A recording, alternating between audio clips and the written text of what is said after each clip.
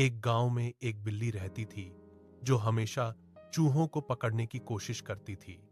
लेकिन चूहे बहुत समझदार थे और हमेशा उससे बच जाते थे। एक दिन बिल्ली ने सोचा कि अगर वह साधु बनकर बैठ जाए तो चूहे उसे नुकसान नहीं समझेंगे। वह आंखें बंद करके चुपचाप बैठ गई। चूहे पहले तो डर गए, लेकिन एक बूढ़े चूहे ने समझ लिया कि यह बिल्ली की चाल है। उसने बाकी चूहों को सावधान किया। बिल्ली की चालाकी काम नहीं आई और चूहे बच गए। सीख: समझदारी और सावधानी से हम किसी भी धोखे से बच सकते हैं।